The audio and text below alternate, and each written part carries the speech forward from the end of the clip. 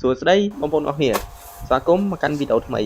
នេះជាភ្លើង ULENC ចំនួនចុងក្រោយបងអស់គឺ ULENC 100W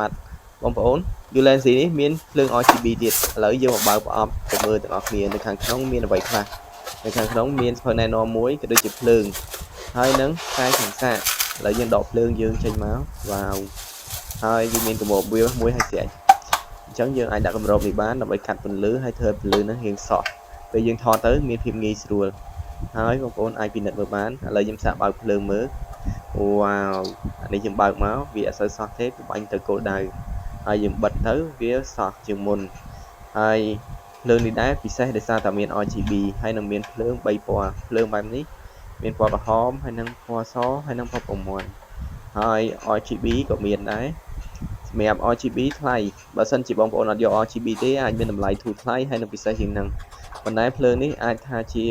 level budget មួយដែរប៉ុន្តែសម្រាប់បងប្អូនដែលគេត្រូវការប្រើអាចយកអត់មាន RGB និង RGB ប៉ុន្តែខ្ញុំគិតថាបើសិនជាយើងអាចបន្ថែមលុយហើយយើងយក RGB តែម្ដងវាល្អពេលណាយើងធ្វើការប្រើ RGB យើងមាន RGB ឲ្យស្រេចពេលណាយើងធ្វើយកភ្លើងនឹងទៅជា backlight វិញបងប្អូន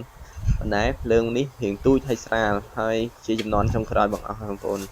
ទើបតែចេញយើងអាចភ្ជាប់ជាមួយដងមួយនេះបានដងមួយនេះគឺត្រូវរបស់វាតែម្ដងហើយនឹងមានខ្សែធំយ៉ាងនេះទៀតតែដងមួយនេះ2ម៉ែត្រអញ្ចឹងយើងអាចភ្ជាប់ជាមួយគ្នាមកមើលប៉ុណ្ណៃល្មម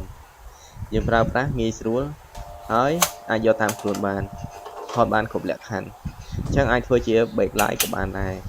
អញ្ចឹងអរគុណបងប្អូនអរគ្នាសម្រាប់ការទស្សនាចាំជួបគ្នានៅវីដេអូផ្សេងៗទៀតអរគុណច្រើនបងប្អូន